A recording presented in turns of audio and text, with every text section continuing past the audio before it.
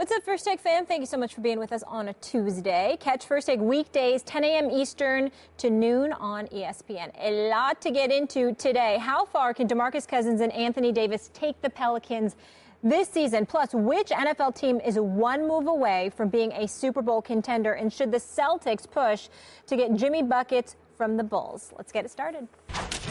Come on in. Good day. This is First Take. Molly Karam here riding solo in Bristol. But don't you worry, your boys are here they're actually in New York City. Good morning, guys. How we doing? What's up? What's up? Good morning. How y'all doing? Good. Molly, Stephen A.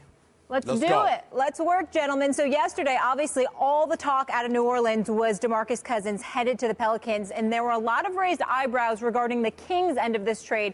Here was Kings GM Vlade Divac on why he made the move. I had a better deal 2 days ago. Than what you got now? Yep. And You had a better offer for Cousins 2 days ago? Talk to those agents. What they say. So what? I don't want to go in details. I don't want to discuss about the process. It was a big process for us. We want to make different culture in the future and try to win the games. What do you say to people who think you didn't get enough? We did get the best offer in the best time of the year. So they want a different culture and they want to win. Stephen A., is Boogie being scapegoated? Hell yes, he is being scapegoated. And it's time somebody says this. I've been watching some of the reports coming out over the last 24 hours, and I want to be honest with you. There's a whole bunch of people getting on my nerves. I'm not going to call them out by name because I respect my colleagues. But the stuff that has been said about this kid really rakes my nerves. And it's not even because it's true or anything like that. Maybe he was a locker room cancer. Maybe he was a headache and all of this other stuff. I get that part. I'm not refuting any of those things because I'm not there covering the Sacramento Kings every day. I'll leave that to them. But let me get this straight. The best big man in basketball, who is averaging 28 and 12, gets traded, and it's his fault that you settled for Buddy Hield, a number 6 overall pick who's averaging less than 9 points a game and shooting less than 40%, for dudes like Tyreek Evans, the perpetually injured, or a Langston Galloway, got me thinking about the novelist Langston Hughes, for crying out loud, or a first-round pick that's lottery protected, or a second-round pick. Really? I'm supposed to sit up there and look at this and say, oh, that's DeMarcus Cousins' fault? Stop the nonsense. I don't want to hear that nonsense. Here's the reality of the situation. We got too many executives that are so willing to pass the buck against young players that nobody takes the time to fall back, Molly and Max, and ask the question, excuse me, what the hell is your job? Do you play? No, you do not. Your job is to be an executive and to make astute decisions. Well, let's go to the decisions of the Sacramento Kings. I've got the list right here. 2012, the number 5 overall pick, some dude named Thomas Robinson. How has that panned out? Ben McLemore is still in the NBA for these dudes. He's a number 7 overall pick. How's that working out? Has he resonated profoundly to the point where we see stars in his eyes? What about this kid out of Michigan, Nick Stauskas, number 8 overall? How has that panned out? Do we remember the name Jimmer Fredette? I know he dropped 73 the other day in China, but this is the NBA. Who the hell is thinking about China other than Stephon Marbury? I don't want to hear that. And so now you look at it from that perspective. You had Hassan Whiteside going. You had Isaiah Thomas, who's a top candidate for league MVP honors. You traded both of them away. That's DeMarcus Cousins' fault too. I'm tired of this nonsense. I am tired of players constantly being called to the carpet for stuff that organizations do, no matter what you want to say about DeMarcus Cousins. And I'm certainly not here to act like there's some halo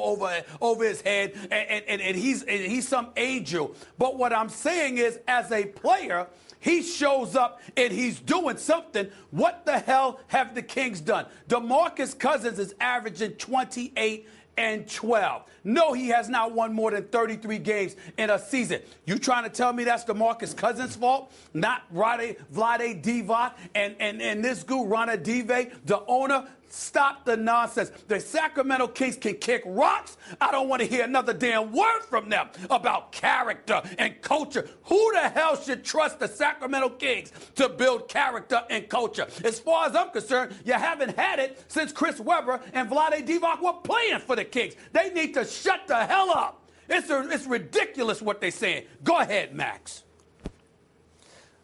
Vlade Divac gave it away. I mean, he's talking about it's an amazing piece of video. Talking about we had a better deal a couple days ago than the deal we actually pulled the trigger on, but we need to change the culture. What Vlade Divac is telling you is this is out of my hands. My hands are tied. I'm getting orders to behave in a certain way that is counterproductive, that is suboptimal for our team. The answer is yes, absolutely, Boogie Cousins is being scapegoated. Stephen A., as you say, it's not that he's an angel. And obviously, you look at his trade value around the league, it's not nearly what it should be. It doesn't indicate his skills because he is considered a team destroyer, obviously. But he is being scapegoated here for two things. Rana Dive, the owner, apparently believes Buddy Hield is Steph Curry. That's embarrassing. The other thing is Rana Dive, the owner, thinks he knows anything about basketball. Remember when he said he wanted him to cherry pick on defense a couple of years ago? He came into the NBA, bought the team, and started talking about disrupting. The only thing this owner is disrupting is the Sacramento Kings' ability to have a franchise, a successful franchise, to win games. Now, it's not either or. It's not as though, either DeMarcus Cousins is the good guy or not. He's the good guy or they're the good guy. He's the bad guy or they're the bad guy. Couple of bad guys here. The culture of the team is broken, of the franchise is broken. Fish rots from the head down. That starts with Rana Dive. By the way, Isaiah Thomas on that team couldn't win, even though he was averaging like 20 and 6 back then. He's on the Celtics. He's winning just fine. Let's not forget Isaiah Thomas's free agent value, largely because of his work with the Kings, a little bit with the Suns, but largely because of the Kings. Excuse me, no, he signed with the Suns. I take that back. Just because of his work with the Kings, he was considered a losing player. So he got under $7 million a year, even though he put up 20 and 6, because you can't win in Sacramento. And how's Isaiah Thomas now? Is he a losing player? Does he have a problem winning? Nothing wrong with Isaiah Thomas. He's a winner, not fourth quarter points, etc., winning like crazy in Boston. The problem is when he's playing in Sacramento. Now, the question is that the culture of the franchise or Boogie? Both may be complicit, but here Boogie is being scapegoated by a rotten franchise, and the GM is basically telling you that. I could have had a better deal. I am not unfettered. My hands are tied in a certain way that makes it difficult for me to do my job. That's what I get from that remarkable piece of video, and yes, Boogie Cousins is being scapegoated. He's definitely being scapegoated, but it resonates far deeper than that. First of all, let's understand that DeMarcus Cousins is not approaching free agency. He literally has another full year to go until the summer of 2018 when he's scheduled to be a free agent. That means you could have waited until the season ended. Obviously, in the offseason, teams usually have more cap space, and they're in a position to do more things because they have more maneuverability and flexibility. That's ignorant part number one of the Sacramento Kings. Number two, considering the fact that, again, because you are scheduled to have that, you could have them on the roster, paired with Anthony Davis. They might win basketball games, and as a result, and I'm saying it could elevate his value now that he's going to be in New Orleans. But the point is, if you're Sacramento, you could have avoided all of that because you simply could have waited. Number three, and more importantly, when I look at this, and I'm sick and tired of people not bringing this up. These organizations, there was Dennis Rodman's in the world. There was Dennis Rodman's. There were the Vernon Maxwell's of the world. There was Xavier McDaniels of the world. The Charles Oakleys or the Anthony Masons of the world. Guys that, sometimes could be problematic or what have you. The fact of the matter is, I remember Charles Oakley. This dude actually got into a fight with assistant coach Paul Silas, a fist fight while he was playing and Paul Silas was an assistant coach, for crying out loud. These kind of things happen. But in the end, if you have an organization that has cachet, what transpires is that ultimately they're able to reel guys in because they prioritize what contributes to the success of the team. If you are not playing and you're a coach or an executive, why is it that you get away with constantly blaming players instead of being held accountable for what you don't Stephen A., do? I'll give I don't you an understand example. that. I'll give you, I think, a better example even than the guys you mentioned, Rasheed Wallace. Because if you look at Boogie, Boogie is a better version of that. Rasheed Wallace is the most talented of the various guys we've mentioned, maybe except for Robin, but certainly offensively, and was considered bad, and he stopped you from winning, and he wasn't a winning player, and he was a losing player. Then he got to the Pistons, and he was the best player, arguably, on a championship team. And that's what Boogie Cousins, and he's more talented than Rasheed Wallace, and who is very talented. Being coached by Larry Brown, by the way. Being coached by Larry Brown with Joe Dumars as an executive. Yes. Right. And by the way, if you look at Boogie on the Kings, it's hard to separate that out until now. Is it the rotten culture? Is it Boogie? Is it both that prevented even Isaiah Thomas with him from doing anything? Now Isaiah's winning. Well, we're about to find out. If it can work with Anthony Davis, boy, that makes Ronadive and that franchise look even worse than they look right now, which is pretty bad. Let's spin the conversation forward. So we've heard from Vladdy. Boogie has also spoken. He might be headed to the Bayou, but part of his heart is clearly still in Sacramento. Take a listen. My love for this city has never changed. Love you, Boogie.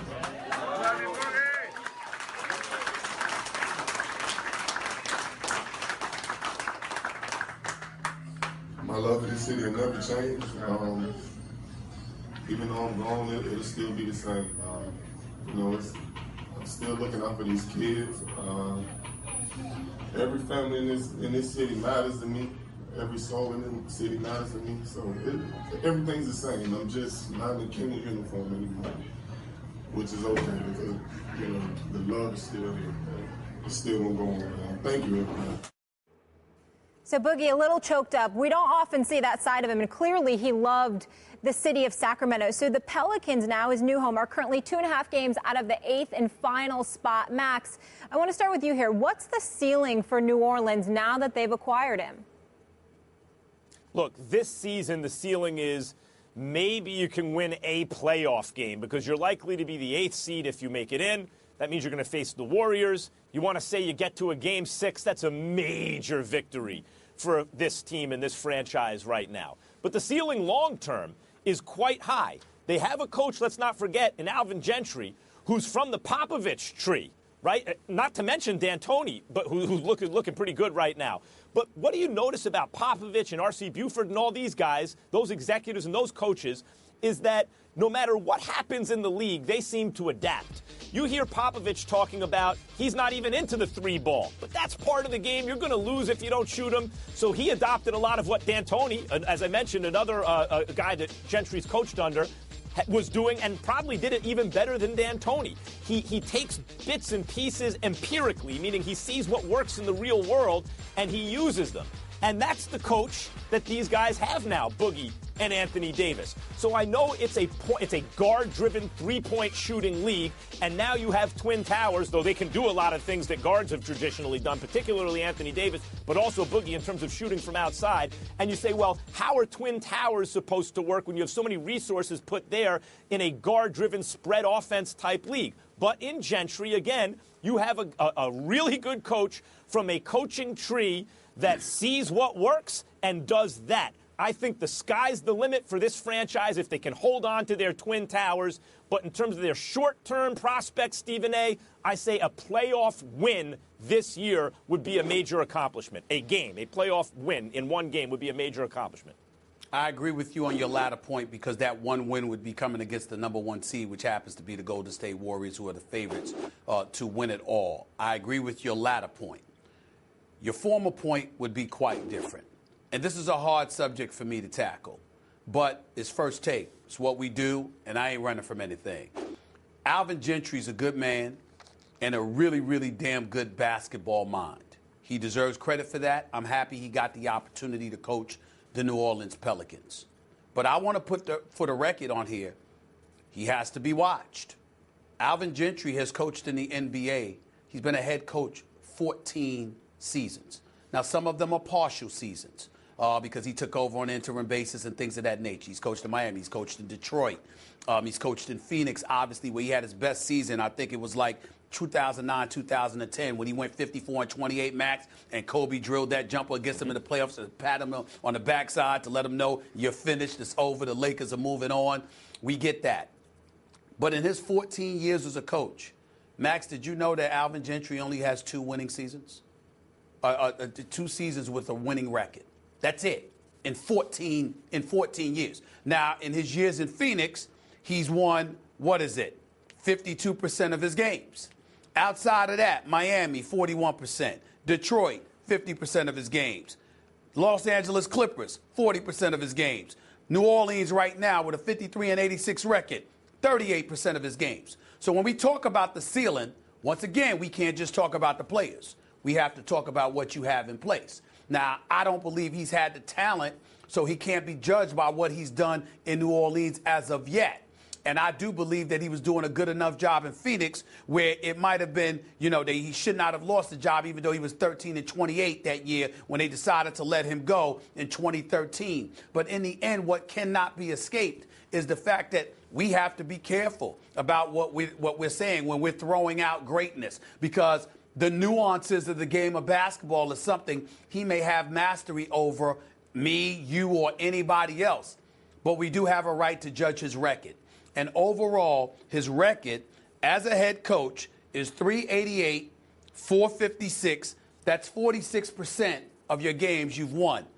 That is not greatness. And so now that Alvin Gentry has DeMarcus Cousins with Anthony Davis, let's be clear. He got to get it done. First things first, you got to get to the playoffs. Got to get that number 8 seed, okay?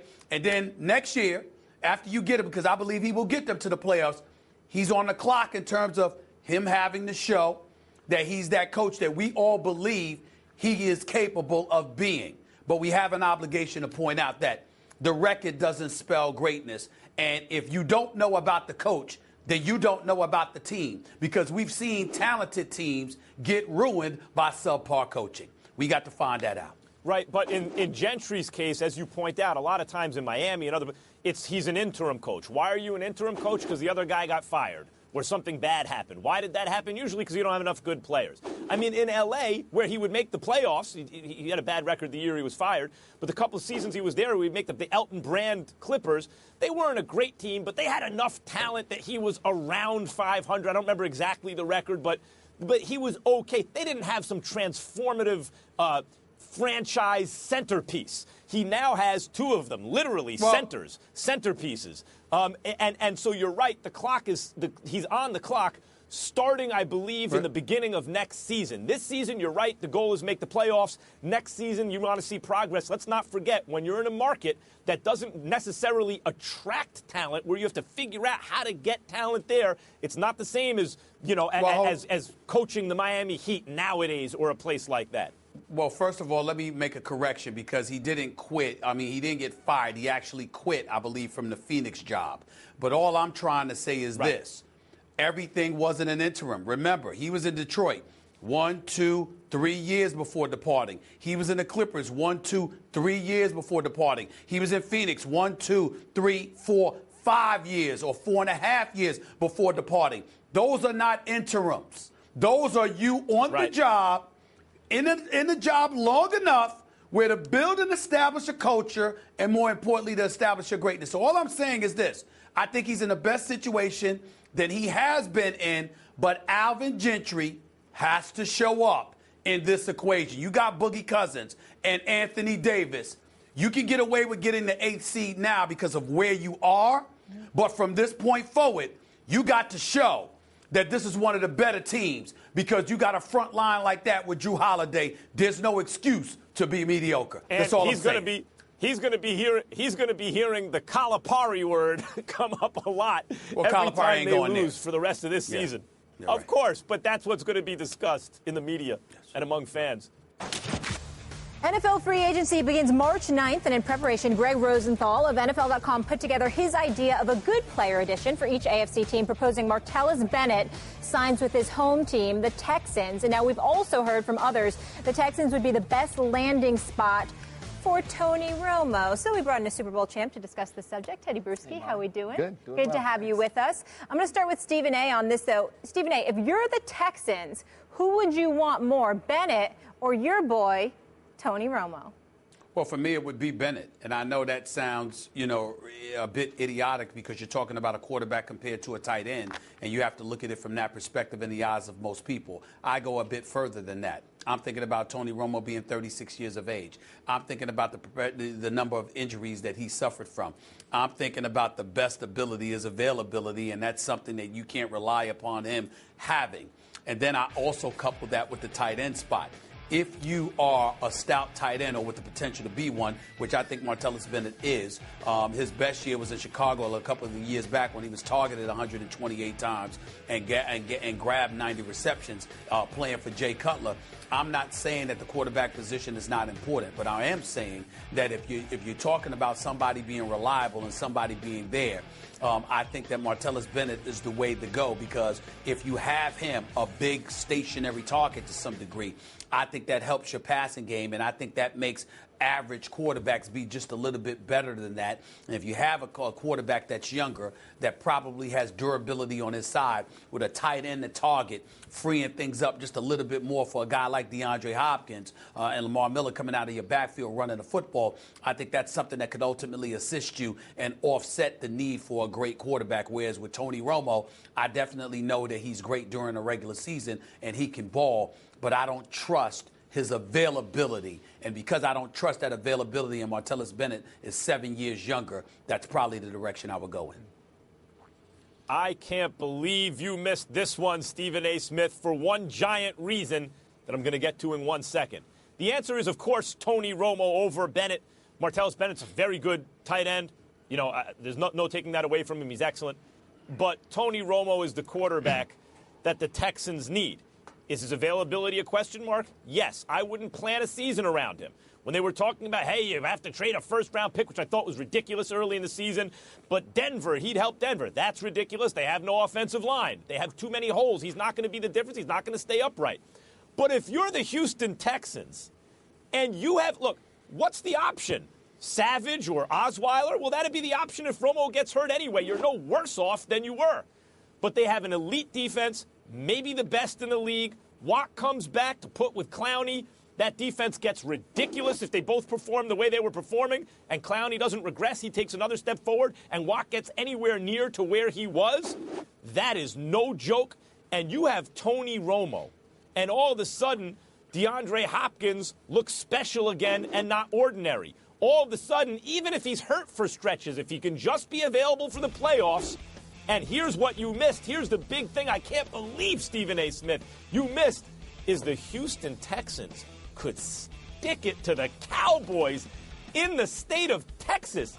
The Houston Texans with Tony Romo, if he were somehow healthy by playoff time, could conceivably win a Super Bowl with the quarterback that was just on the Cowboys.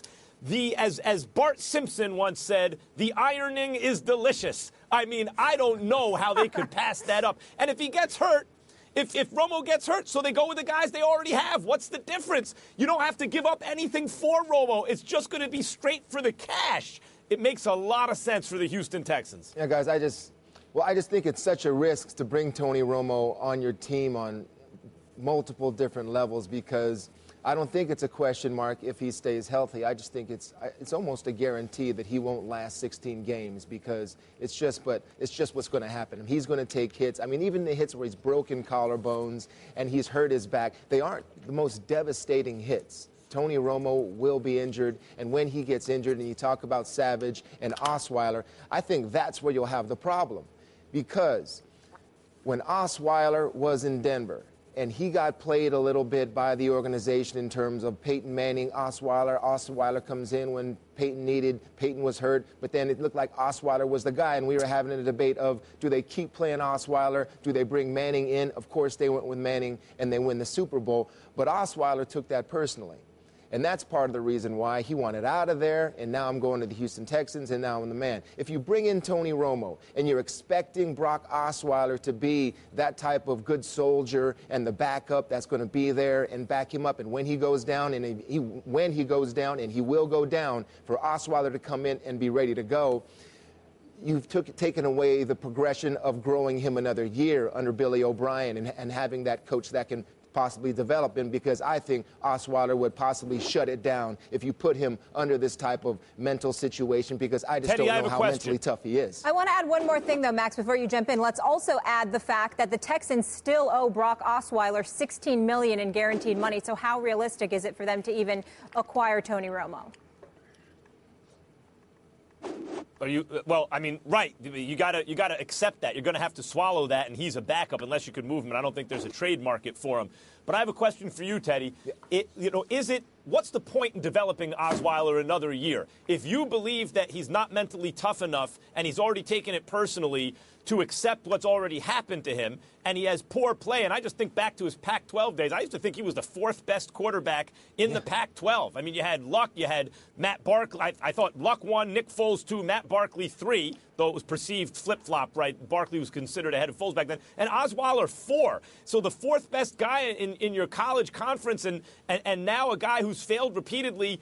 What's the point in developing him an extra year? That's just a sunk cost. No, don't you need to bring a better quarterback in? Right. Then I say, what's the point in bringing a quarterback in that definitely isn't going to be there for you in December, in January, or into the playoffs? I mean, he'll give you those sparks of maybe the first September, the first month of the season. Tony Romo's looking great.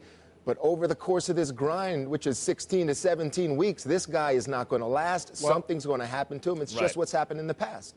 Cross your fingers, hope he's ready for the playoffs. To piggyback off of that, I think we close this out by saying this. If the quarterback position is as important as we all say it is, and Tony Romo is not reliable, then why are we not thinking about how his going down could decimate the agenda of a franchise?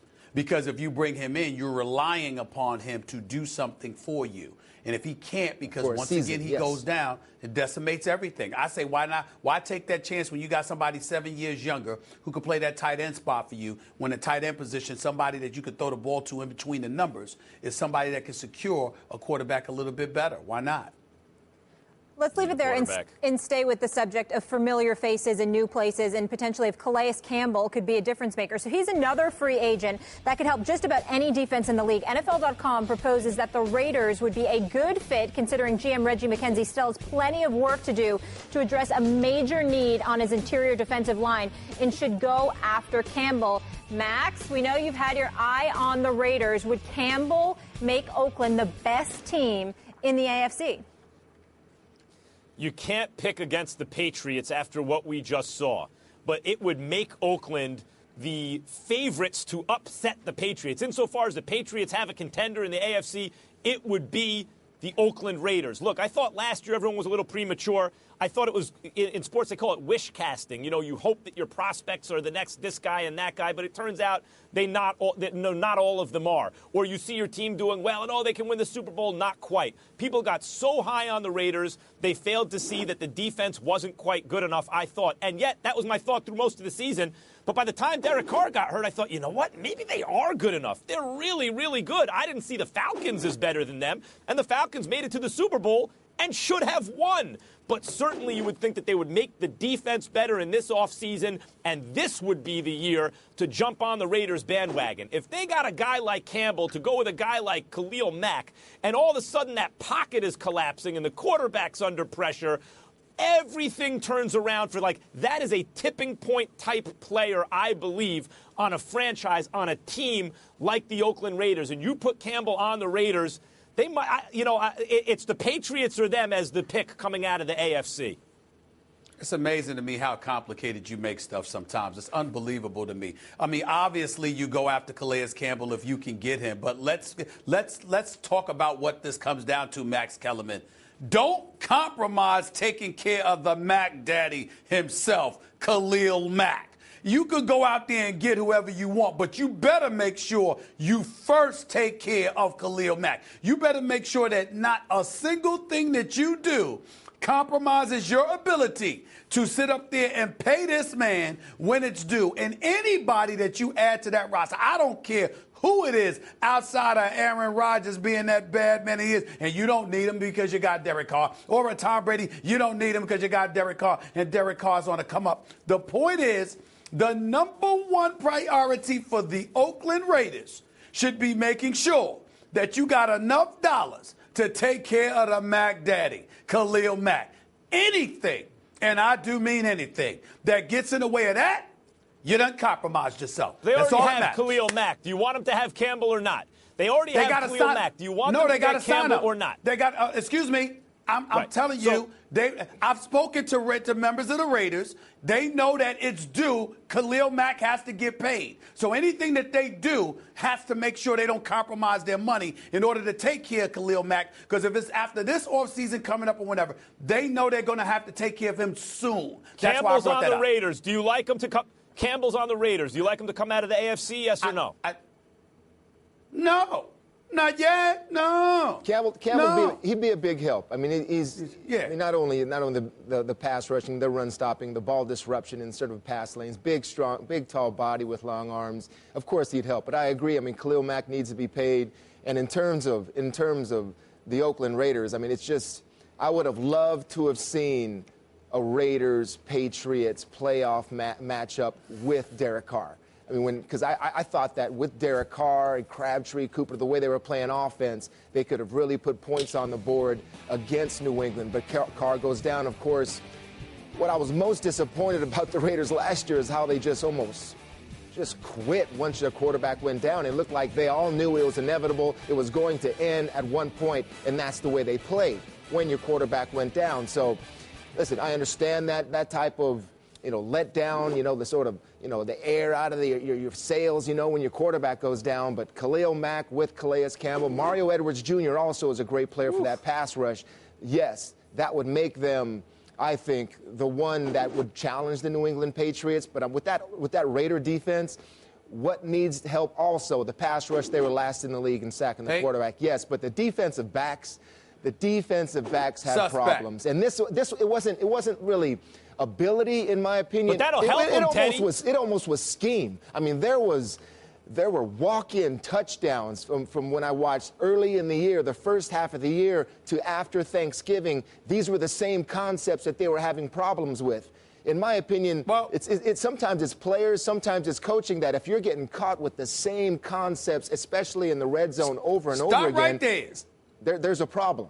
That's my question. That's where I was going, fellas, because we made news. We saw news out of the Oakland Raiders. Jack Del Rio, 4-year extension. Congratulations, blah, blah, blah. Bravo. Wait a minute. Teddy Bruschi just pointed out that secondary. He pointed out schemes, and he pointed out how the team quit. Now, I understand the 12-4 season is something to celebrate, especially if you're the Oakland Raiders, who've been in that for a decade, okay? We understand that. But the flip side to it is that one season got you a 4-year extension when the team quit after Derek Carr got injured, when their secondary has been an issue, and more importantly, the two biggest issues again, when they quit and when schematically they seemed very, very predictable. I had concerns about that 4-year extension, Teddy. To that you say what? You know they're not. Yeah, I agree with you, Stephen A. I agree with you wholeheartedly because also early in the season, you saw all the risks Del Rio took, and those risks paid off. I think they were playing the Saints and either going for it, going for two, whatever, winning games in the last 30 seconds or taking chances in gambling, almost trying to be a remake of Riverboat Ron, something like that. When those type of decisions don't pan out and you fail, all right, that's when maybe you don't get the 4-year contract. So you're living on the edge, all right? That's all I'm saying. Gotcha. And there needs to be more improvement. I didn't see the improvement over the course of the year. Same mistakes being made, a lot of penalties being had. I mean, yes, that is your head coach and the identity he wants of his team. Guys, if Derek Carr, the whole shooting match is, does Derek Carr come back the way he was? If he does, and you add another, as Jerry Jones said, war daddy on defense, right? You add a guy like Campbell on the defense, that'll make the defensive backs that much better. I really think that that'll be the tipping point. And the Oakland Raiders, they add a guy like that on defense, It's the Patriots and the Raiders in the AFC this season. And that's where I'll look at. You got everybody you want. You got the quarterback. Say you bring in another of those war daddies on defense. There's everything. So now, situationally is where I'll be watching this Oakland Raider team. How does a defense play the situations? Are they getting beat by the same type of schemes and plays that they have earlier in the year or within the same game? Are the coaches making improvements? That's where you look to now, because once you get all the players, now it's on the coaches. Now let's see what they do. And Max, you brought up wish casting earlier. Maybe we'll get to see now that Patriots-Raiders game, because we certainly got cheated from seeing Derek Carr this year. Thank you for your insight, Teddy. Good to see you, as always. Now, Mark Berman of the New York Post reported on Sunday that the odds are heavily against the Knicks trading Carmelo Anthony by Thursday's deadline. Melo has maintained that the team has not approached him about waiving his no-trade clause. And Berman sources say Melo would likely only consider accepting a trade to the Los Angeles Clippers or the Lakers. Melo telling the Undefeated that if he were to be traded, he wants to make sure that it benefits both teams. So a mutually beneficial situation here. Max, do the recent moves in the West force the Clippers to go out and get Melo? No, the Clippers situation should make the Clippers go get Melo. And I've always thought the Clippers were a good fit for Melo, and I've always thought the Lakers were a terrible fit for him. Here's the problem with the Clippers, and this is why they need to make something happen. This is unequivocally, indisputably, and by far the greatest era, Lob City era, the greatest era in the history of Clippers basketball. There is no second place. Even the Elton Brand years on, forget about that. This is clearly the #1 era. They have the most talent, the best coach, etc., etc. And what do they have to show for it? They've still never, in their franchise history, been to a Western Conference Finals. Never even been to one. Never been out of the second round. So what do they have to show for this era? A handful more playoff wins than the Lakers. And this is the Lakers' worst era by far in their franchise history. So the Clippers really are facing a battle for the hearts and minds of L.A. sports fans. And this was their chance. The Lakers have never been lower. The Clippers have never been higher. Come really make inroads into those fans. And they're unable to do it because they can't win more than one playoff series in a given year. That's the pressure the Clippers face. No one thinks the Clippers are actually going to beat the Warriors. Very few think they're as good as the Spurs. The real pressure comes from within, comes from L.A. itself, comes from the competition with the Lakers. This is their window. It is closing. If it's not already closed, they need to do every single thing in their power to get past the second round of the playoffs. And that means, if that means getting Carmelo Anthony by hook or by crook, they need to do it. Well, the reason why I somewhat disagree with you there, Max, is because clearly the Clippers need to do something, and clearly they need to react to the movement that's taking place in the league, simply because when you have others around the league who are trying to improve themselves, who recognize that there needs to be an upgrade, you're the Los Angeles Clippers. Standing pat gives the impression that you believe you're good enough when everybody and their grandmama knows that you're not. And so when you look at it from that perspective, based on all the other facts that you just threw out there, it elevates the level of urgency as it pertains to Doc Rivers and the Los Angeles Clippers. Now, not having Chris Paul for the plethora of games that he's missed due to his wrist injury, that gives you some kind of ingrained excuse. But the beauty of it is that he's expected to be back before the playoffs. He'll be well rested, to say the least. So as a result of that, who knows? You got to anticipate that you're going to get something great from Chris Paul. But what does he have to work with? DeAndre Jordan still struggles from the free throw line, even though we know he's formidable defensively as a shot blocker, and he'll dunk on anybody. Blake Griffin, I mean, the jury is still out on what he's going to be able to do for you. But even though we see him putting up respectable numbers, the point is he that dude that you can give the ball to when times get hard and say, damn it, figure out a way to take me to the promised land? Then the other question that needs to be asked is, who's a better pairing? Is it Chris Paul with Blake Griffin come playoff time, or is it Chris Paul with Carmelo Anthony? And that's a question that needs to be asked. And then last but not least, like you say, people know that nobody's going to beat the Warriors. Max, as a person that has spoken to Doc Rivers, as a person that has spoken to Chris Paul, as a person that has spoken to numerous players on this Clippers squad, I'm here to tell you, I have this as a quote from one member of their organization. We believe we're the only team who can beat the Warriors. They actually said that. Now, granted, it was before they lost by 46 to them, and that was when Chris Paul was injured. But I'm just saying to you, that's how bold they are in their proclamations because they're that confident. So if you are that way, and there is something that you can tweak to elevate yourself into the championship picture, to put the Golden State Warriors on notice that you are coming, this would be the deal to make, in my estimation.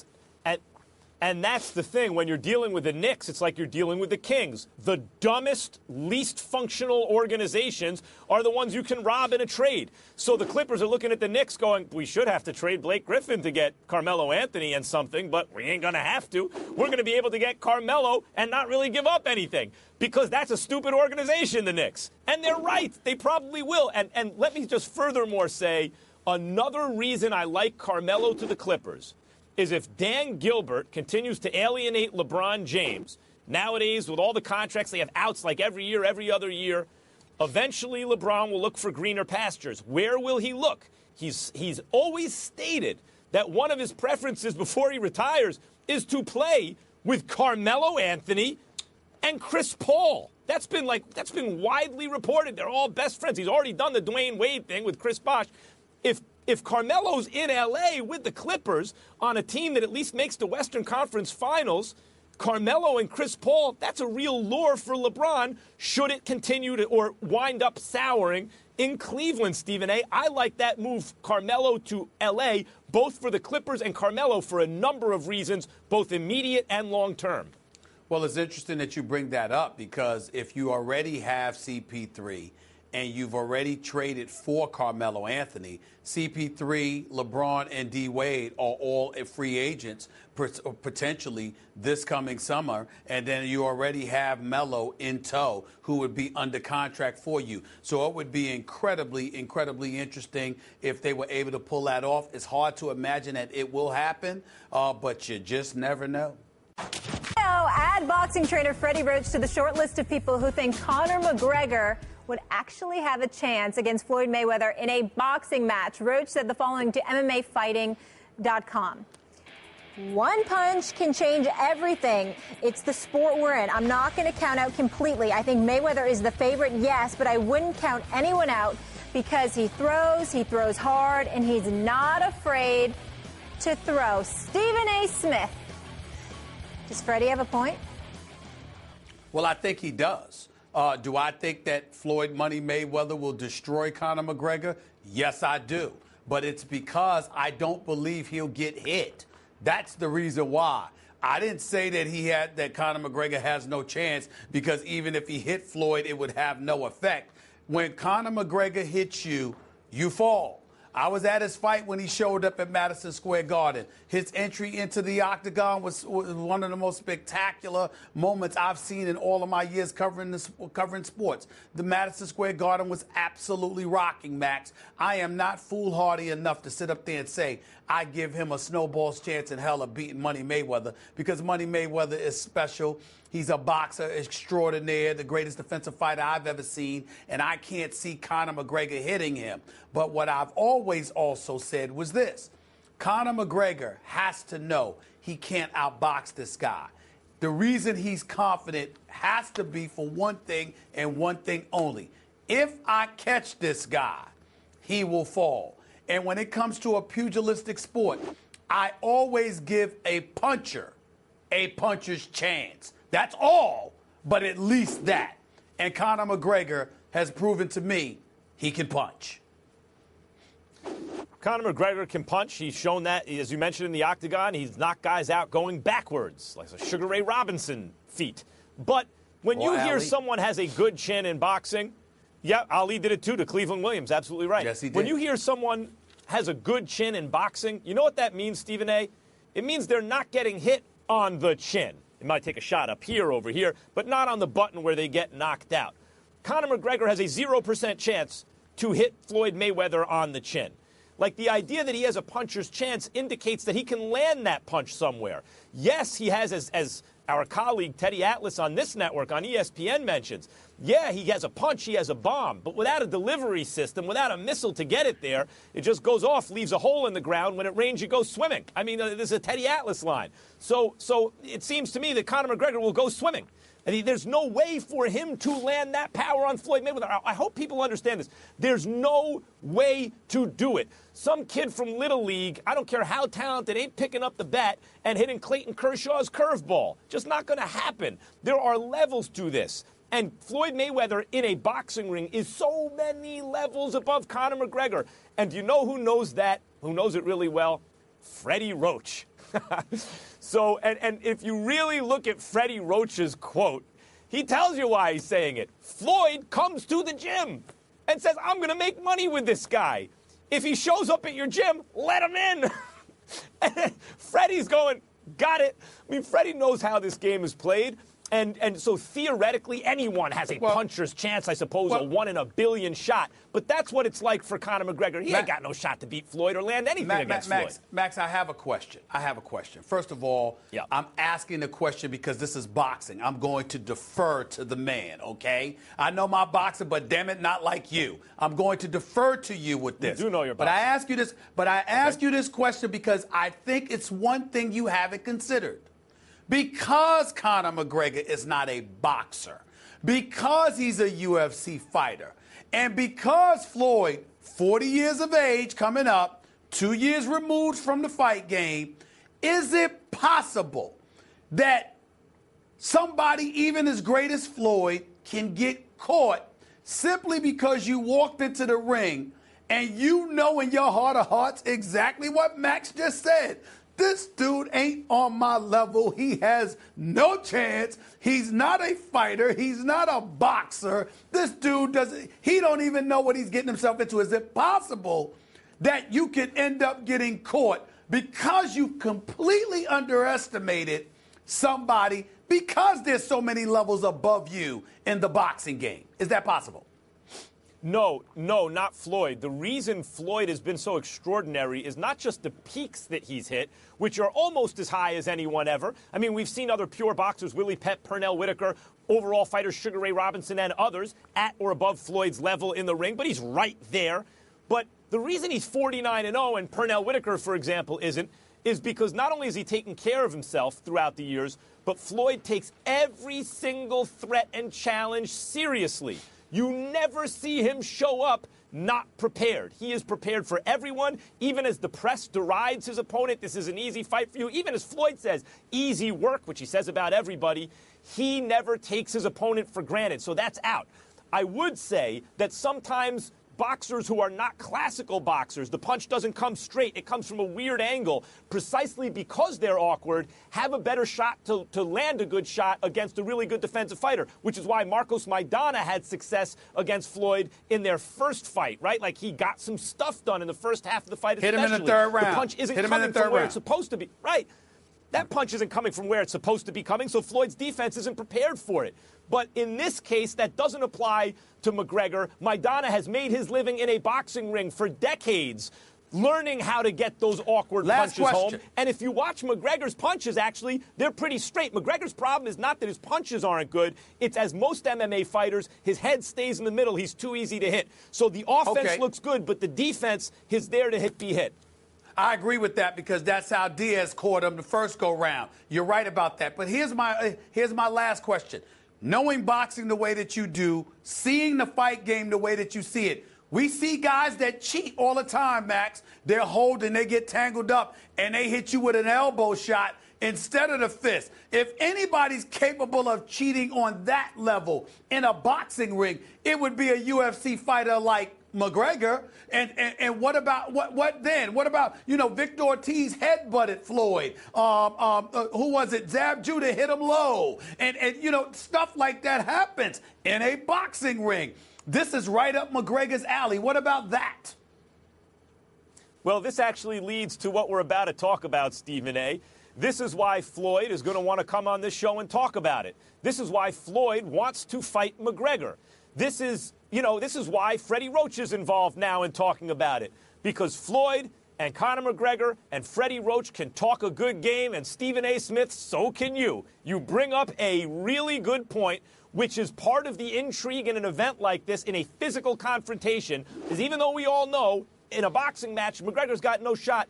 What if a fight breaks out? In other words, he's not going to win a boxing match, but what if some ugly stuff starts to happen? That's where I'm going. What then? That becomes spectacle? And you're right. McGregor does know those. So does Floyd. But McGregor does know those grappling techniques and would know how to get away with something here or there. And then maybe a melee breaks out in the middle of the ring. Yeah. Go ahead, Molly. Stephen A., obviously everyone has an agenda, and I know Max just touched on it a little bit there, but what do you think Freddie Roach's agenda is with this? Well, Freddie Roach, first of all, Freddie Roach hates the fact that he lost a bet to me where he had to buy me a pair of $2,000 Tom Ford shoes. I still wear them. They're lovely shoes. Thank you, Freddie Roach. The shoes are beautiful. The shoes are beautiful. It's good he bought them for you because you couldn't afford to buy them on your own, so it's good. Not at all. Never that. Of course not. Of course not. But I will give him credit because he honored his word and lived up to his bet because he lost to me. Because not only did he say Pacquiao would win, but he predicted that Pacquiao would knock Mayweather out in the 8th round. So needless to say, he lost that bet. That's point number one. Point number two, I genuinely believe that Freddie Roach respects the hell out of Mayweather. But to some degree, he doesn't like him. But I'm not talking about as a personal. I'm not going to that route. He loves the fact that fighters come into the ring and fight. Even though he marvels at the intelligence, Max, of a Floyd, it also annoys him because Floyd doesn't necessarily engage in a level of fisticuffs trainers like Freddie Roach would like to see you exercise when you're not his fighter, by the way. And I think because of that, he looks at it and he says, I'm hoping that McGregor will force Floyd to engage in fisticuffs rather than moving, weaving, or in Freddie Roach's vernacular, running and making it a lopsided mismatch. Roach does not want that. He wants to engage the public, and he wants everybody to step up and try to force Floyd to be something other than what we've seen in the ring because he's too dominant for Freddie Roach's liking. That's my take on it, Max. What about you? Well, Stephen A., you're showing why you're an astute observer of the fight game. That's absolutely right. Freddie, I would liken having Freddie Roach as your coach, as your trainer, to hiring an offensive coordinator to be your head coach in the NFL. He likes offense. It's not that he doesn't teach responsible defense. I mean, Pacquiao's tricky to hit. Floyd will tell you that. But it's that he likes offense. He prefers it. And there are trainers throughout history who are like this. Customato had that bobbing, that side-to-side style that Tyson had. He had that because he wanted you more square to your opponent, to bring your power hand forward because he thought, hey, this is professional prize fighting. It's entertainment. Bring the offense. And Freddie Roach is the same way philosophically. But I don't think that's what's going on here. And I don't think Freddie Roach really believes that Conor McGregor has a puncher's chance even, or an ice ball's chance in hell, an ice cube's chance in hell, to land a punch against Floyd Mayweather, or a chance to win even. When Floyd showed up to Wild Card to tell Freddie Roach, let McGregor in the gym, I'm going to make money with this guy, why is he talking to Freddie Roach, really? Floyd is a promoter. As a fighter, he has an intuitive sense and also a strategy in terms of how to promote. That's why he's as wealthy as he is, not just because he's a genius in the boxing ring. So does McGregor. McGregor knows how to promote. Floyd doesn't have to do all the heavy lifting. This is a point you've made, Stephen A.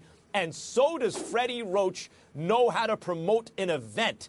I know when I do Face Off, on HBO, when we have the fighters there, sometimes if the fighters are, their personalities aren't explosive, or maybe they have a difficulty in English, and we want to include the trainers as a result in the promotional event, if it's Freddie Roach, we're all happy. Oh, this is going to be a good show. Freddie knows how to talk that talk and promote a show. And I think Freddie, who just has an understanding of how to do it, is already doing it, whether or not he winds up somehow training Conor McGregor. I have nothing to add. I appreciate the education, Max. I have nothing to add.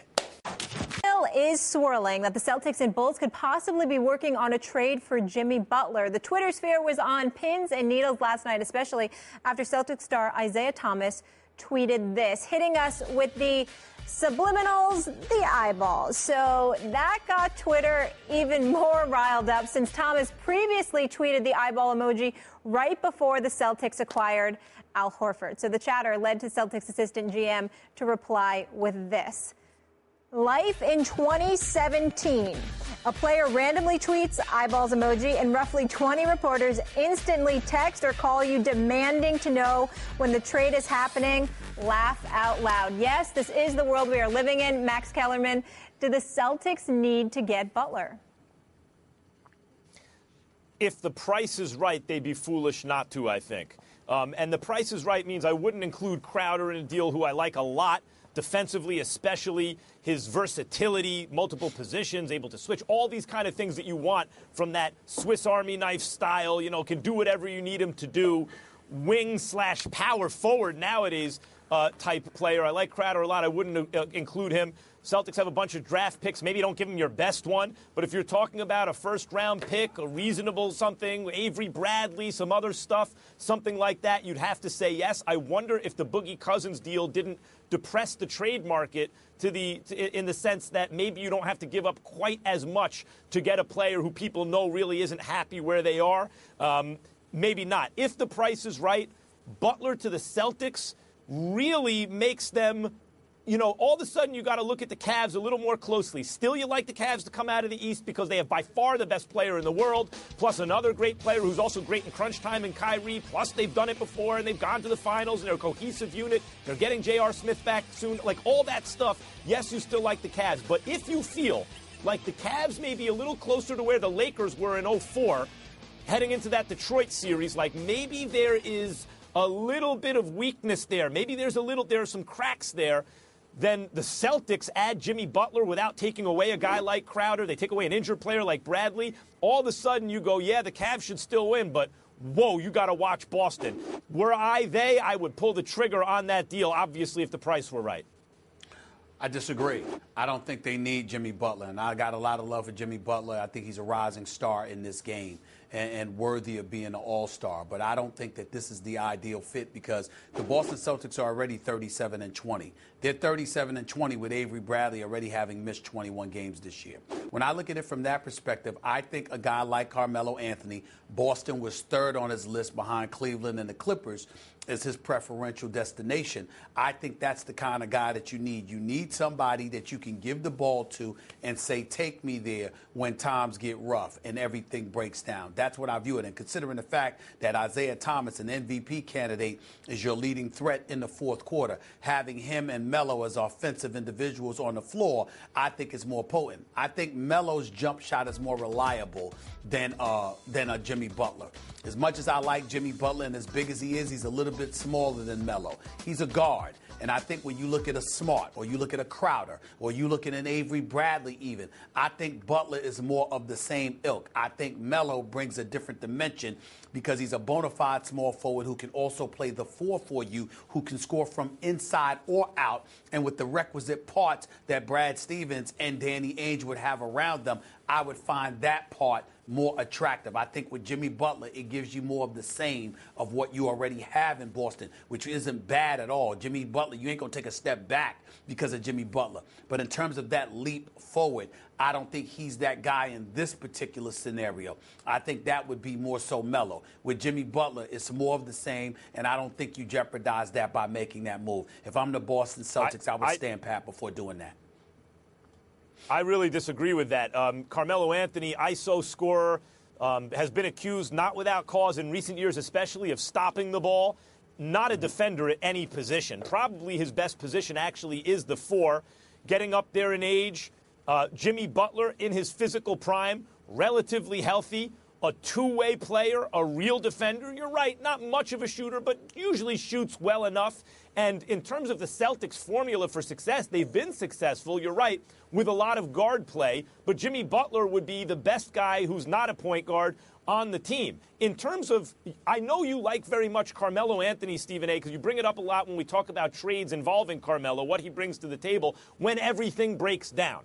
But they already have that guy in Isaiah Thomas. He's the best fourth-quarter scorer in the NBA, which is one of the leading things on his resume that says maybe he actually is in the MVP conversation. You've brought that up, as have I.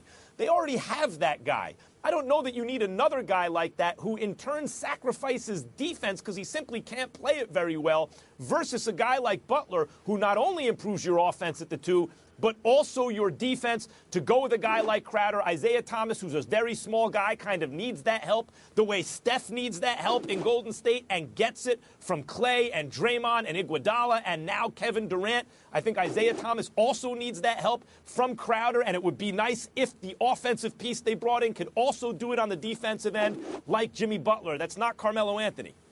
I'm not relying on a 5'9" guard come playoff time when there are 7-game series upon which you get to plan to go up against him, because he's miniature at that time. The game gets slower. It's more physical, and as a result, that height disadvantage usually will come into play. I look at Melo because he's bigger than Jimmy Butler. I also look at him because things usually break down when they get to plan for you over a 7-game series. I also look at Melo because I get tired of people underestimating what kind of a player he can be if he has confidence in the players around him. When he's been in New York, he's been with relative scrubs for the most part. When you look at the year that they went to the Eastern Conference semifinals, if they didn't run into a bigger, more physical Indiana Pacers team, I believe they would have gone to the conference finals.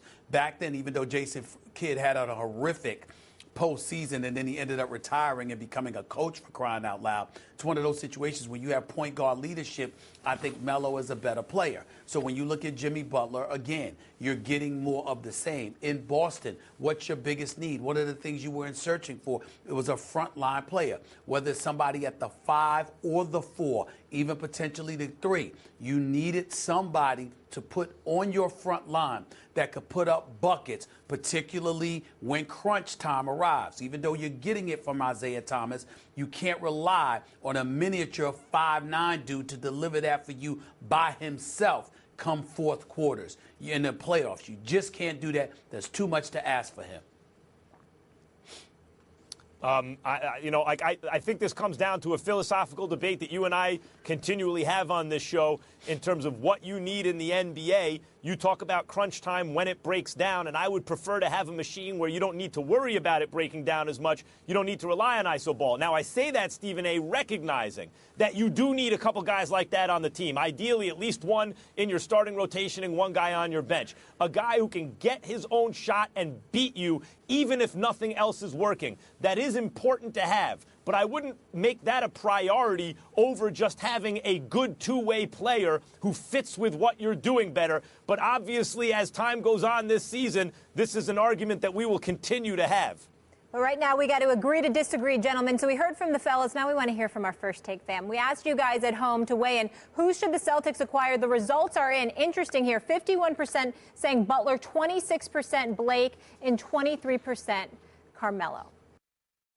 Missing the playoffs for the second straight season, Indianapolis Colts owner Jim Irsay decided to make some moves in the offseason. He fired Ryan Grigson and put first-time GM Chris Ballard at the helm, and apparently things are going just swimmingly so far between Ballard and head coach Chuck Pagano. Irsay, you know he loves to tweeting this on Sunday. Colts Nation, I want you to know new GM Chris and head coach Chuck are clicking on all cylinders. Number 12 is healing, and great things to come. So we welcome someone who spent 13 of his 14 seasons in the NFL with this organization. Jeff Saturday in the house. Good to see you. Glad to be here. I'm excited to be here. Let's get into it. Max, I know you have an affinity for Andrew Luck. Now, do you believe Irsay here? How would Irsay know if all things are clicking? How would he know? He just came out of a situation where he'd given extensions to a GM and a coach who he had to hire a psychologist to increase communication between them internally in the team. So how would Jim Irsay possibly know what a well-oiled machine looks like or runs like? How would he know?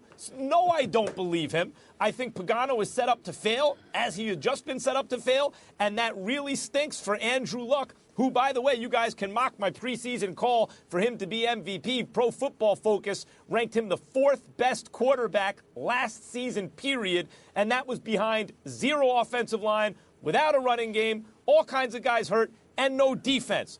4th most effective quarterback. So they have a keeper. They have the best player in the division. They have one of the best players in the NFL, period, I think. I think actually Andrew Luck's become underrated.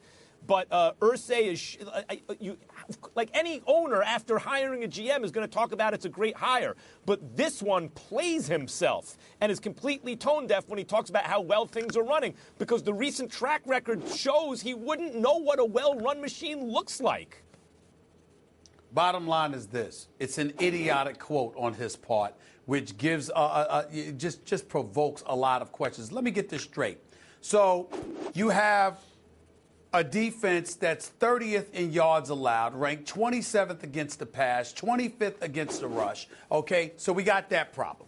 You got an offense where your star franchise players somehow, some way, whether it's Kelly with Costanzo and Haig and Clark and Harrison and these boys, still couldn't protect or prevent him from getting sacked 41 times last year. Andrew Luck sacked 41 times. Okay, this is in the aftermath of just a few months removed from you re-signing Pagano and Grigson to 4-year extensions, swearing that you were going to stick together, reneging on that, getting rid of Grigson, bringing in a guy. There's been no training camp. There's been no OTAs. There's been no anything that's taken place, and you're going to sit up there and talking about how you're clicking on all cylinders? How the hell is that possible? What did you do? Go out to Morton Steakhouse together and order the same dinner? And because of that, that's your definition of them getting along with one another? I mean, what in God's name is some kind of statement like that? It makes absolutely no sense whatsoever. It makes you look at Irsay and say, really, what have you been doing with yourself that you would feel the need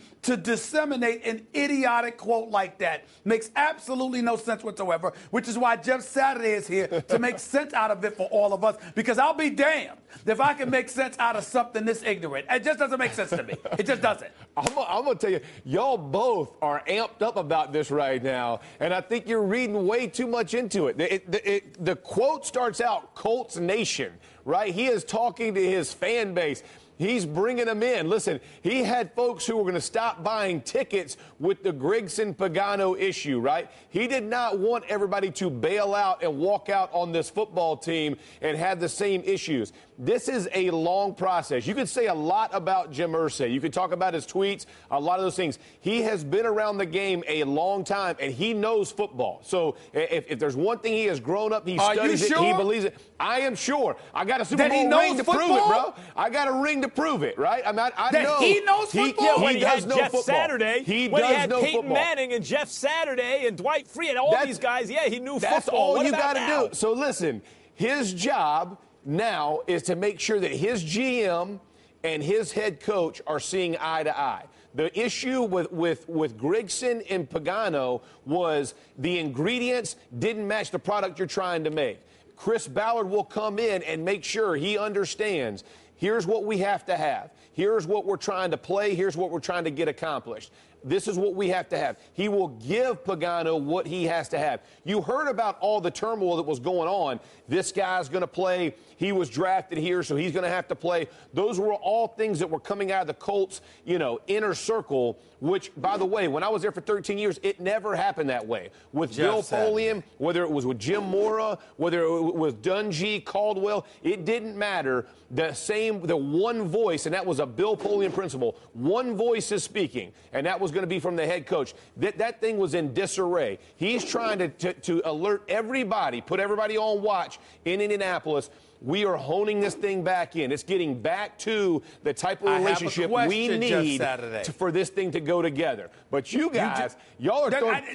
You guys, you know what? Wait a minute, Jeff Saturday. You sat up there and talked about this ring. You got a ring to prove it. Well, I understand that. Hold on. I understand that Jeff Saturday has the ring. I understand that Peyton Manning has the ring. For sure. I understand that Tony Dungy has the ring. The Godfather, Bill Polian. I get that. You sitting here telling me Jim Irsay? Really? You really feel that way? I do feel that way. I do. Listen, Jim Irsay would bring the right people into the organization and do what it took to make sure he produced a winner. What the hell happened with Grigson and Pagano? Listen, he gave the reins to the wrong guy. He understands it. He's trying to fix it now. And listen, I don't know that Ballard and Pagano, I don't know their relationship. I don't know how this thing's going to go long term. What I do know this team is in such bad shape from an organizational standpoint, you don't want to lose ticket sales. You don't want to lose sponsors. You don't want to lose all those things.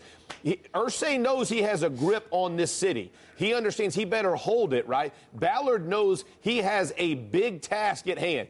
Defensive personnel-wise, it's struggling. Offensive line-wise, it has not produced. Run game has been embarrassing. You have a lot of issues on both sides of the football. This will take time, but at least if you get everybody energized about what is being said. And again, he starts it with Colts Nation, not nation, Colts Nation. He is going back to his base, man. This is what he's got to do. He better get those folks back in. Machine. What does this machine do? Systematically destroy the career of the quarterback? He's an artistic guy. He likes to throw in things. He likes poetry, writing music. You know, he's just trying to bring it in, man. He's trying to bring it in a little bit. You know, he's trying to reach out a little bit. But I don't know that I would have used those words, but he used those words. But you got, I mean, listen, I will say, I do know Ballard. I like him. I think this guy, he's a good fit for where he is in the Midwest. Listen, I competed against him when he was in Chicago. Kansas City has spoken for itself the last few years. But he understands it's a long process. This is not you're one player away. You are a number of players away, but he and Pagano do have to be on the same page. And listen, if I'm Jim Irsay, I'm beating the drum that Andrew Luck is getting healthy too, because I want folks to buy tickets. By the way, sales are about to start here pretty soon. I'm imagining you better make it happen. All right, Jeff. All right. Okay. All right. I remember you said that we got footage. Leave it to Stephen A. and Max to get Jeff all riled up. You came in nice and calm and got you going. We will see more with you on NFL Live 2 Eastern with Teddy Bruschi. We appreciate you. Thanks a bunch. I'm sure of one thing. What? I am sure that Boogie Cousins is uncoachable. He went through 5 or 6 coaches in Sacramento. I think he didn't 6. listen to any. He does not allow himself to be coached. And Alvin Gentry, who is your friend and my friend, Alvin Gentry is not going to be able to coach him because nobody's able to coach him. If I am New Orleans, I go right to the phone. I call John Calipari, and I say, how much money? You just said nobody could coach him. Calipari can. Tony Kornheiser not holding back. That was Kornheiser yesterday on PTI saying DeMarcus Cousins is uncoachable and the Pelicans should reach out to his college coach, John Calipari. On yesterday's episode of the Dan Patrick Show, Calipari said that move will not be happening. Stephen A., do you agree that the Pelicans should reach out to Coach Cal? No, I do not. I don't think that John Calipari has any business coaching in the NBA. John Calipari and I go back more than 20 years. I've known John Calipari since my days covering Temple University for the Philadelphia Inquirer when he was at UMass with Lou Rowe and Mike Williams and Marcus Camby in the crew. Or one of my dear friends is Bruiser Flint, his former assistant coach. As far as I'm concerned, I wish he had Bruiser with him now because I love Bruiser with him. But let me be very, very clear. John Calipari belongs in the college game. I think he's too fiery, far too emotional, and I don't believe, I'm just going to say this, I don't believe he has the discipline to deal with the inevitable mistakes athletes make over the course of 82 games. I think he's older. I think he's accomplished and established his level of greatness. I think he needs to stay in the collegiate game because during game time, it's less of a time, and the greatest attribute he has is being a salesman. And at the end of the day, that's not as required as much in the professional ranks as it is in the collegiate ranks. The only other thing I would add is this. As much as I love John Calipari and as great of a coach as I think he is, John Calipari needs to win more on the collegiate level. I understand the national championship appearances. I understand the Final Four appearances. I get all of that. As far as I'm concerned, he's too great of a recruiter and has had too many great players to have only one national championship on his resume. I need to see a little bit more. I see it from others. I need to see it from him. I would say in a one-and-done format, the best team doesn't always win. That's the advantage of the pros. In the NBA, more than any other sport, certainly more than baseball, more than the NFL, obviously more than college basketball, best team wins. Best of 7 in basketball, a fundamentally deterministic game, I believe, meaning luck doesn't play as large a role in the outcome of a game as it does in football or baseball. You have a best of 7 in basketball, you find out what's what. I think Calipari could do it in the pros. I think he'd be a really good fit with the Pelicans, actually, although, as I said, I like Gentry. And I wouldn't hold too much against him what happened with the Nets 20 years ago. It's been 20 years already. It's a long time. Look, if they actually wanted Calipari, and this was the first guy that came to everyone's mind, it almost felt like when this trade went down, when Boogie went to New Orleans, everyone was waiting to see who's the first person who's going to mention Calipari, because that's everyone, two Kentucky guys and bigs, and how you're going to get them to buy in. And that's what Calipari does, I think, Stephen A. Not just recruit, which is in a sense buying in, right, to what he's selling, but once he gets those guys in one and dones, then getting them to buy in to a team concept and to pulling together. He does that too. And considering these are two former players and they're going to have to buy in and figure out how to make it work together, considering the cachet, as you would say, that he now has built over the years at the college level, considering the fact that he does have some former NBA experience, and by the way, it wasn't all bad. He had a winning record one of those seasons with the Nets in a weak Eastern Conference. I don't think Calipari's a bad idea. In fact, in certain ways, if it doesn't work with Gentry, he might be perfect. The question is, what do you got to pay him? Because he's getting rich now. You got to back up the truck to pay Calipari in New Orleans right now. Well, which is another reason I wouldn't do it, because again, you're at the mercy of a draft which brings other players to a franchise as opposed to you. The money that's in free agency and the way these players are their own brand, so they don't need to associate or connect themselves with a brand that is John Calipari. I'm not holding against him what happened with the Nets years ago. I'm thinking about the fact that he's not younger. He's no longer the spring chicken that he was back then. I understand how emotional he gets. I know him. I watch him coach. I think he's an exceptional coach, but he's highly too flammable and too fiery to deal from a stress perspective with 82 games. You know what I think about? It's to a lesser degree, Max, but ESPN was showing highlights, y'all, of Doug Collins being at the Northwestern game the other day, watching his son coach Northwestern. Did you see Doug Collins? I literally wanted to grab him myself. That video was crazy, Stephen A. I literally wanted to grab him myself and say, look, man, you don't even need to be going to the games to watch your son. It's out of control. I love Doug Collins. I love him to death. And I learned basketball by talking to him personally every chance I get. He's brilliant with basketball, but he wears it on his sleeve so much. I was uncomfortable watching him at his own son's game. Calipari is not quite that bad, but he's up there, and I just think the combination of that with today's game, with the money that's involved and everything else, he needs to stay where he is. Yeah, it seemed even worse for Doug than when he was coaching because it's, with his son there. But let's get into another one of your favorite subjects, Stephen A. How about them Cowboys? Are the Cowboys leaving their accident waiting to happen days in the past? So listen to this. Dallas has restructured the contracts of All-Pro left tackle Tyron Smith, All-Pro center Travis Frederick, freeing up $17.3 million and moving them under a proposed salary cap of $168 million for 2017. That according to our Todd Archer. So the total cap will be finalized by March 9th when the league year begins. Max, are you getting concerned that these Dallas Cowboys are starting to figure it out? Yes, I am. And as I've pointed out in recent months, last couple of years, it's been Jerry Jones's influence receding. You can see that. And Stephen Jones and football people making better decisions. And it started with the drafting of the offensive line, including when Johnny Manziel was available. Jerry Jones wanted to jump there. Stephen Jones apparently put his body in front of it. But you look at the offensive line that took real patience and discipline to put together, consistently using first-round picks on a position that's just not sexy, that doesn't have the Dallas Cowboys written all over it, though their success once upon a time was predicated largely on that amazing offensive line. It wasn't the sexy skills position players they were stockpiling.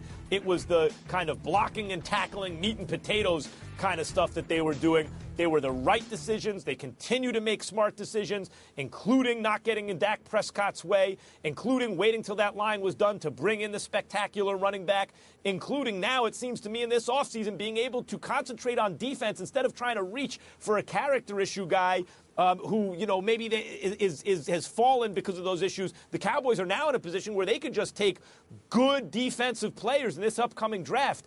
I am very worried about the fact that they're already starting from a very strong position, and Stephen A. Smith seemed to be going about things the right way. Trust the process. I hate to say it. First of all, I don't give a damn about the process. The only thing comparably annoying to Cowboy fans, in my estimation, are these Sixer fans coming out the wazoo talking about, do you trust the process now? Well, you know what? Give me a job where I get to throw 3 years, and I, too, can look pretty damn good if I get to sabotage 3 to 4 years and just tank it so I can sit up there and position myself for greener pastures down the line. That's just nonsensical to me. But getting back to the Cowboys, let's be clear about something here, right? Bravo. Congratulations. You're making smart moves. Last time I checked, you did that when you drafted Zach Martin instead of Johnny Manziel. Last time I checked, you did that when you acquired Des Bryant.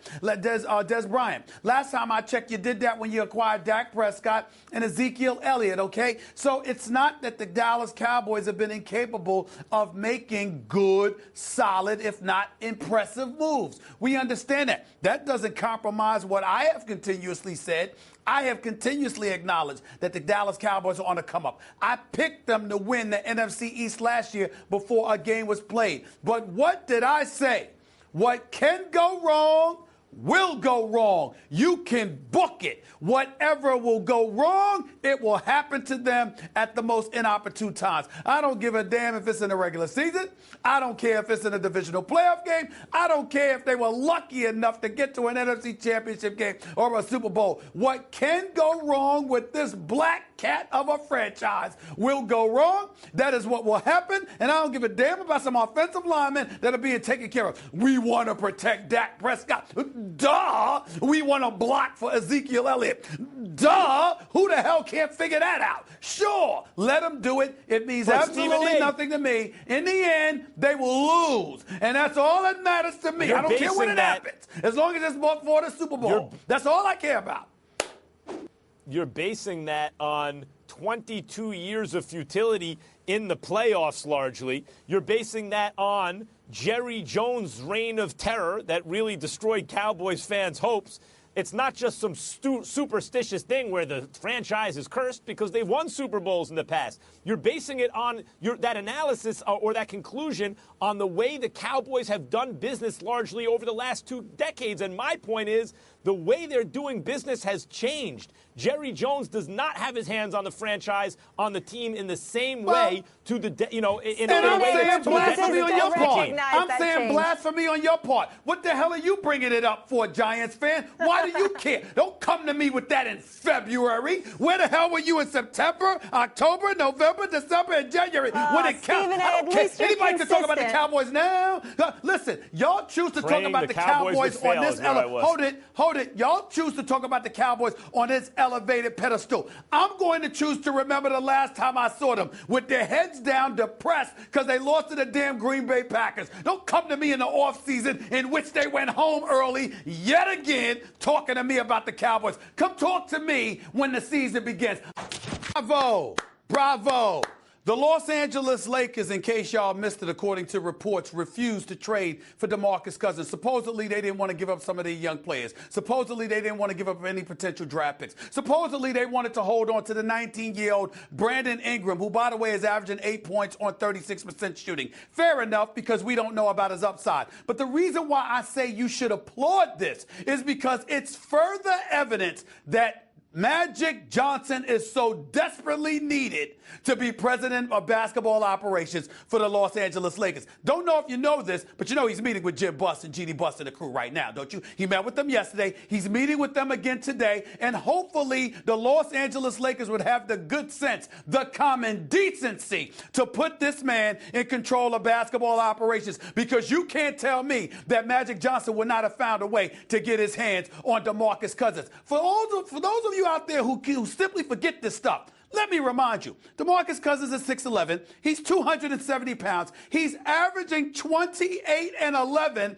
on 45% shooting from the field, 35% from three-point range. And because of his temperament, you're hesitant to bring him to La La, which has been the land of ineptitude in basketball parlance for the last several years. This would not have happened if Dr. Buss was still alive. God rest his wonderful soul. It would not have happened if Magic Johnson was in control. And this is exactly why this man should be in control right now. So some basketball players can show up at the Staples Center in purple and gold. Well said, Stephen A. We're still trying to get Stephen A. to come out of his shell and tell us how he really feels. He's getting better.